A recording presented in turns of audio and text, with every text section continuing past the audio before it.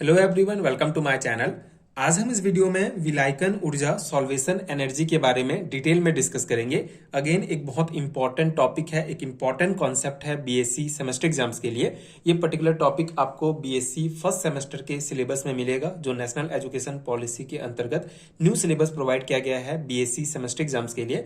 तो उसके chemical bonding chapter में ये टॉपिक आपको मिलेगा। तो इंपॉर्टेंट टॉपिक है, इसका प्रॉपर नोट्स आपको प्रोवाइड करूंगा हिंदी में, जिसको आप डायरेक्टली अपने सेमेस्टर एग्जाम्स में लिख सकते हैं।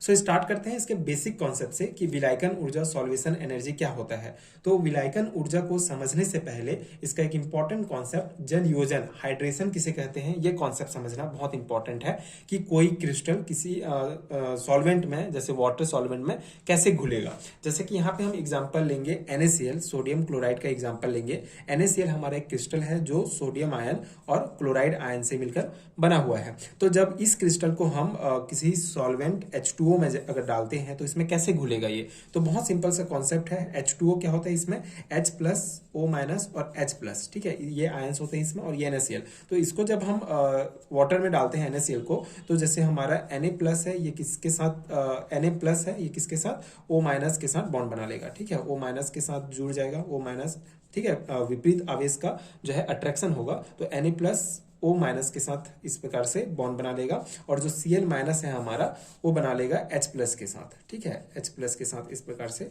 बॉन्ड बना लेगा। और तो इस प्रकार फिर NaCl जो है वाटर में घुल जाएगा, ठीक है, Na अलग हो जाएगा और Cl अलग हो जाएगा, ठीक है। वाटर मॉलिक्यूल्स में भी जो H प्लस आयन और O माइनस आयन होते हैं, ये विपरीत आवेशों को अट्रैक्ट करेंगे और इस प्रकार से NaCl वाटर में घुल जाएगा। तो ये जो जल के अणुओं द्वारा किसी आयन को इस प्रकार से घेरने की जो प्रक्रिया होती है, ठीक है, जैसे यहाँ पे जो जल के अणु हैं, ठीक है, जैसे H प्लस O माइनस, ये क्या कर रहे हैं, Cl माइनस Na प्लस, ये जो आयंस हैं इनको घेर रहे हैं, ठीक है, इस प्रकार से घेर लेते हैं और उसको घोलते हैं। मतलब जैसे Na प्लस को O माइनस जो वाटर के जो ऑक्सीजन अणु हैं वो घेर लेते हैं, और Cl माइनस को H अणु घेर लेंगे, ठीक है। तो इस प्रकार से ये जो घेरने की प्रक्रिया होती है, इसी को कहते हैं हाइड्रेशन। क्या कहते हैं, हाइड्रेशन, ठीक है, जल योजन, हिंदी में इसको कहा जाता है जल योजन।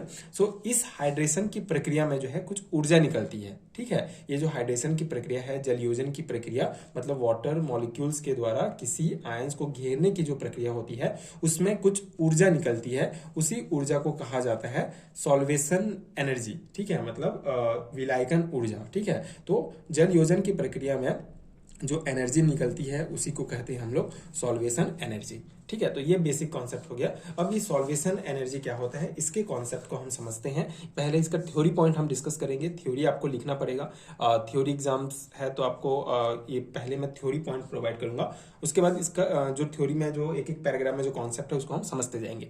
तो विलायकन ऊर्जा सॉल्वेशन एनर्जी क्या है, किसी विलय सॉल्यूट में किसी विलायक सॉल्वेंट में घुलने या विलय डिसॉल्व होने की प्रक्रिया को सॉल्वेशन विलायकन कहते हैं, तथा प्राप्त समांगी द्रव को विलयन कहते हैं। यदि विलायक जल है तो इस प्रक्रिया को जल योजन, हाइड्रेशन कहते हैं, ठीक है। तो यहाँ पे हमने विलायक H2O लिया था, ठीक है, जो सॉल्वेंट है हमने H2O जल लिया था, तो इसीलिए इस प्रक्रिया को हाइड्रेशन कहते हैं। क्या कहा गया है कि किसी सॉल्यूट का किसी सॉल्वेंट में घुलने की जो प्रक्रिया होती है उसी को सॉल्वेशन कहते हैं, और सॉल्वेंट अगर हमारा जल है तो इस प्रक्रिया को जल योजन, हाइड्रेशन कहते हैं। जब ठोस किसी विलायक में घोला जाता है तो वह ठोस अपने आयनों में विभक्त हो जाता है। इसके लिए ऊर्जा की जो आवश्यकता होती है वह चालक ऊर्जा के बराबर होती है। यह मान हमेशा धनात्मक होता है, क्योंकि क्रिस्टल रचना में व्यवस्थित इन आयनों को अलग करने के लिए आकर्षण बलों को तोड़ना आवश्यक है। फिर यह आयन विलायक के अणुओं से अन्योन्य इंटरेक्शन करके सॉल्वेटेड आयन बनाते हैं, ठीक है। अब यहाँ पे कॉन्सेप्ट क्या कहा गया है कि जब ठोस को किसी विलायक में घोला जाता है तो ठोस अपने आयनों में विभक्त हो जाता है। जैसे NaCl हमारा क्रिस्टल है, ठोस फॉर्म में है, तो इसको सॉल्वेंट में अगर हम घोलेंगे तो ये अपने आयन में विभक्त हो जाते हैं, ठीक है, Cl माइनस में विभक्त हो जाते हैं। तो इसके लिए, ठीक है, इसके लिए जो ऊर्जा की आवश्यकता होती है उसको जालक ऊर्जा कहते हैं, लेटाइस एनर्जी। पिछले वीडियो में हमने कॉन्सेप्ट पढ़ा था लेटाइस एनर्जी क्या होता है। लेटाइस एनर्जी का अगर हम डेफिनेशन देखें तो एक मोल आयनिक क्रिस्टल का उसके अवयवी गैसीय आयनों से बनने में जितनी ऊर्जा उत्सर्जित होती है उसको आयनिक उस आयनिक यौगिक की उसको जालक ऊर्जा लेटाइस एनर्जी कहते हैं। ठीक है, जैसे अगर NaCl जो है हमारा, सिंपल शब्दों में अगर हम जालक ऊर्जा लेटाइस एनर्जी को समझें तो NaCl जो है वो अपने आयनों में जब चेंज होते हैं Na+ और Cl- में, तो इसके लिए जो ऊर्जा की आवश्यकता होती है उसको जालक ऊर्जा कहा जाता है। ठीक है, तो जालक ऊर्जा आपको कंफ्यूज नहीं होना है। यह मान हमेशा धनात्मक होता है क्योंकि क्रिस्टल रचना में व्यवस्थित इन आयनों को अलग करने के लिए आकर्षण बलों को तोड़ना आवश्यक होता है। Na+ और Cl-, ठीक है, ये इनके बीच आकर्षण बल होता है तो इसको तोड़ना आवश्यक होता है। इसीलिए जो जालक ऊर्जा का मान होता है वो बेसिकली बराबर होता है। ठीक है, ये जो जो विलायकन ऊर्जा है हमारा उसके बराबर होना चाहिए या उससे ज्यादा होना चाहिए। ठीक है, जालक ऊर्जा का मान से जो है विलायकन ऊर्जा का मान ज्यादा होना चाहिए, तभी इनके बीच जो अट्रैक्शन है, जो आकर्षण बल है, उसको तोड़ सकते हैं। ठीक है, तो ये हो गया। उसके बाद क्या होता है, ये जो आयन होते हैं फिर विलायक के अणुओं से अन्वयन क्रिया करके सॉल्वेटेड आयन बनाते हैं। ठीक है, जैसे वाटर मॉलिक्यूल में जैसे वाटर मॉलिक्यूल जैसे H+ और O- है, उसके साथ फिर ये जो है क्या करते हैं, इंट्रैक्शन करते हैं और सॉल्वेटेड आयन बनाते हैं। मतलब जो कॉन्सेप्ट हमने पढ़ा है उसी को ही लिखना है। जरूरी नहीं है कि आप ये as it is theory point लिखेंगे, आपको समझना है कॉन्सेप्ट, उसके बाद आप अपने शब्दों में भी पूरा लिख सकते हैं। इसे विलायकन कहते हैं तथा इस विधि में निकली ऊर्जा को विलायकन की ऊर्जा कहते हैं। अतः विलायकन ऊर्जा वह है जो विलायकीकरण, सॉल्वेशन या विलायक विलय की अन्वयन क्रिया में निकलती है। ठीक है, मतलब Na+ और Na+ के साथ जैसे हमारा O- जुड़ा है और Cl- के साथ H+ वाटर मॉलिक्यूल जुड़ा हुआ है, तो ये जो क्रिया होती है, इन दोनों के बीच इंट्रैक्शन हो रहा है, इससे जो ऊर्जा निकलती है उसी को ही विलायकन ऊर्जा कहा जाता है। आयनिक पदार्थ के घुलने की प्रक्रिया में होने वाले ऊर्जा परिवर्तन को निम्न प्रकार से व्यक्त किया जाता है। यहाँ पे आप देख सकते हैं, इस प्रकार से आप इसको शो कर सकते हैं। जैसे पदार्थ है, हमने यहाँ पे A भी लिया है, इसकी जगह आप NaCl भी ले सकते हैं। तो कोई AB पदार्थ है तो जालक ऊर्जा उसमें जालक ऊर्जा के बाद वो A+ और B-, ठीक है, में बदल जाएगा। ठीक है, गैसेस फॉर्म में अपने बदल जाएगा, आयंस में चेंज हो जाएंगे और इसके लिए जो ऊर्जा की आवश्यकता होगी उसको जालक ऊर्जा कहते हैं, जिससे U के द्वारा डिनोट करते हैं। इसके बाद ये जो हमारा आयन में चेंज हुआ पदार्थ, वो अगर जल में फिर ये घुलेगा, अगर ये आयंस में जल में घुलता है तो फिर सॉल्वेटेड आयन बनाते हैं। यहाँ पे आप देख सकते हैं A+, ये एक्वस फॉर्म है, ये भी एक्वस फॉर्म में हो जाएगा। ठीक है, अगर यहाँ पे हमारा जल में इसको घोलेंगे इन आयंस को, तो ये इस प्रकार से सॉल्वेटेड आयन बनाते हैं और इसके बाद जो ऊर्जा निकलती है उसको जल योजन ऊर्जा कहते हैं, जिसको H से शो करते हैं। तो ऊर्जा परिवर्तन को कैसे शो करेंगे, H- U, H जल योजन ऊर्जा, विलायकन ऊर्जा, और U होगा हमारा जालक ऊर्जा। तो इस प्रकार से इसको शो करते हैं।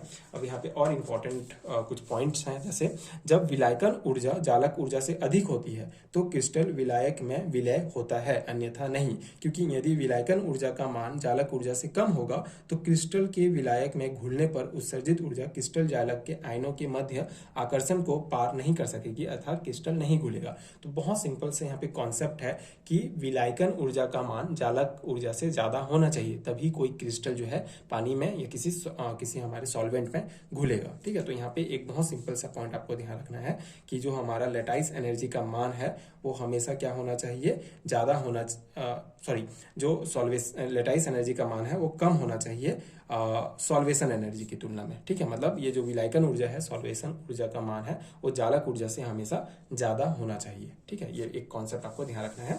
अब इसको प्रभावित करने वाले कारकों को हम देख लेते हैं, ये भी बहुत इंपॉर्टेंट है। अगर लॉन्ग टाइप क्वेश्चन में पूछा जाता है तो आपको विलायकन ऊर्जा को प्रभावित करने वाले कारक भी लिखना होगा। ठीक है, अगर आपको 3 या 4 नंबर में पूछा जाता है बेसिक कॉन्सेप्ट, तो आप विलायकन ऊर्जा क्या है उसी को ही आप शो कर सकते हैं। यहाँ पे आप NaCl का एग्जाम्पल लेके भी ये कॉन्सेप्ट को यहाँ पे शो कर सकते हैं। अब इसको प्रभावित करने वाले कारक क्या क्या होते हैं, देखिए, पहला है क्रिस्टल की जालक ऊर्जा, लेटाइस एनर्जी ऑफ क्रिस्टल। तो हम जानते हैं कि जालक ऊर्जा का मान जितना कम होगा वह क्रिस्टल अधिक विलय होगा। ठीक है, विलायकन ऊर्जा का मान ज्यादा होना चाहिए, तो जालक ऊर्जा का मान अगर कम होगा तो वो क्रिस्टल जो है वो इजिली घुल जाएगा। ठीक है, ज्यादा जल्दी पानी में घुल सकता है, अतः क्रिस्टल की जालक ऊर्जा कम होना चाहिए।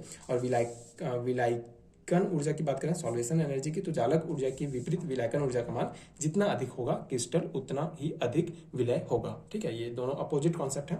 तीसरा जो प्रभावित करता है कारक वो है विलायक की ध्रुवीयता। ठीक है, polarity of solvent.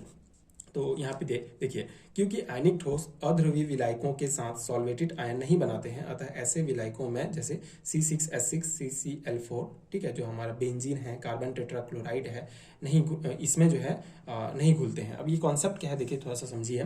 Polarity of solvent की अगर हम बात कर रहे हैं तो ये दो प्रकार के होंगे सॉल्वेंट, दो प्रकार के सॉल्वेंट होंगे पोलैरिटी के बेस में। एक होगा पोलर और एक होगा नॉन पोलर। जैसे पोलर सॉल्वेंट की अगर हम बात करें तो पोलर सॉल्वेंट क्या होता है, इनके बीच, इनके अणुओं के बीच, इनके मॉलिक्यूल्स के बीच में क्या होगा, पॉजिटिव और नेगेटिव चार्ज होता है, ठीक है, और जिसके कारण ये जो है किसी आयनिक कंपाउंड को घोल सकते हैं, ठीक है। अगर हम पोलर सॉल्वेंट की बात करें तो इनके अणुओं के बीच पॉजिटिव एंड नेगेटिव चार्जेस होते हैं, जिससे ये आयनिक कंपाउंड को घोल सकते हैं। मतलब कोई भी आयनिक कंपाउंड जो है नेगेटिव, जैसे कोई मान लो NaCl ही आ गया, तो NaCl जो है, Cl जो है ये पॉजिटिव के साथ इंटरेक्शन करेगा और Na+ जो है वो ये माइनस के साथ इंट्रैक्शन करेगा और ये घुल जाएगा पानी में, ठीक है, NaCl।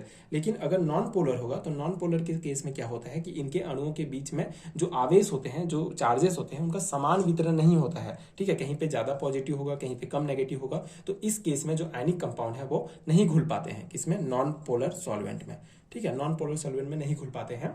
तो उसी का ही एग्जाम्पल यहाँ पे दिया गया है कि जो प्रकृति होती है वो क्या होना चाहिए, जो प्रकृति होती है सॉल्वेंट का वो पोलर होना चाहिए। पोलर सॉल्वेंट में आयनिक कंपाउंड ज़्यादा जल्दी घुलते हैं। पोलर सॉल्वेंट के एग्जांपल आपके होंगे वाटर, मेथेनॉल और एसीटोन C3H6O, ये सभी पोलर सॉल्वेंट के एग्जांपल हैं। अगर पोलर सॉल्वेंट होगा तो हमारा जो क्रिस्टल है वो इजीली घुल जाएगा। और अगर हम नॉन पोलर की बात करें तो इसमें आपका यहाँ पे एग्जांपल दिया है C6H6 CCl4, ठीक है, हमारा बेंजीन, कार्बन टेट्राक्लोराइड। तो इनमें जो है ये नॉन पोलर सॉल्वेंट है, इनमें जो है ये जल्दी नहीं घुलेंगे क्रिस्टल, क्योंकि इनमें जो चार्जेस होते हैं उनका समान वितरण नहीं होता है, ठीक है।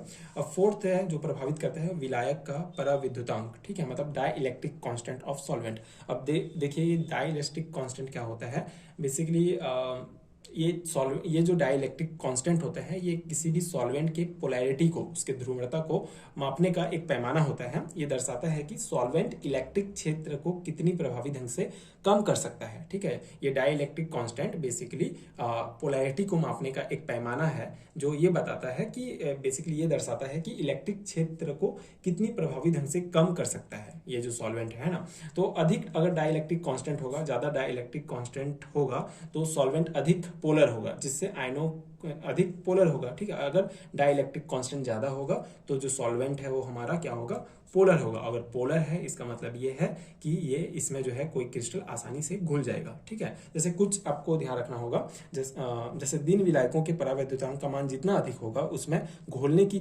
शक्ति उतनी ही अधिक होगी, अर्थात विलायकन में उतनी ही ऊर्जा अधिक निकलेगी, ठीक है। मतलब अगर डाइलेक्ट्रिक कांस्टेंट का मान ज्यादा होगा तो जो क्रिस्टल है, जो आयनिक कंपाउंड है वो इजीली उसमें घुल जाएगा। जैसे अगर हम कुछ एग्जांपल देखें तो जैसे H2O हमारा एक पोलर सॉल्वेंट है, इसका डाइलेक्ट्रिक कांस्टेंट होता है 78.5, ठीक है। इसको ER से रिप्रेजेंट करते हैं, रिलेटिव परमिटिविटी इसका यूनिट होता है। और अगर हम सबसे कम अगर डाइलेक्ट्रिक कांस्टेंट की बात करें तो CCl4 हमारा कार्बन टेट्राक्लोराइड का होता है, जो 2.2 होता है। तो जिसका ज़्यादा होगा डाइलेक्ट्रिक कांस्टेंट वो उतना ज़्यादा पोलर होगा और वो फिर आयनिक कंपाउंड को इजीली घोल सकता है। तो यही हो गया 4 इंपॉर्टेंट प्रभावित करने वाले कारक। आई होप कि आपको समझ में आ गया होगा। इंपॉर्टेंट कॉन्सेप्ट है, अगर आप 1-2 बार इसको देखेंगे वीडियो को, अगर आपको कॉन्सेप्ट समझ में आ गया तो आप इजीली इसको अपने एग्जाम में लिख सकते हैं। तो यही था बेसिक कॉन्सेप्ट। आई होप कि ये नोट्स आपके एग्जाम प्रिपरेशन के लिए हेल्पफुल रहा होगा एंड कॉन्सेप्ट आपको समझ में आया होगा।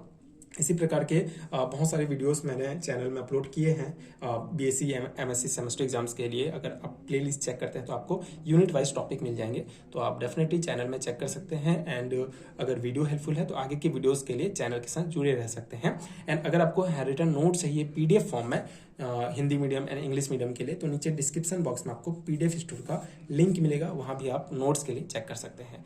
Thank you so much for watching.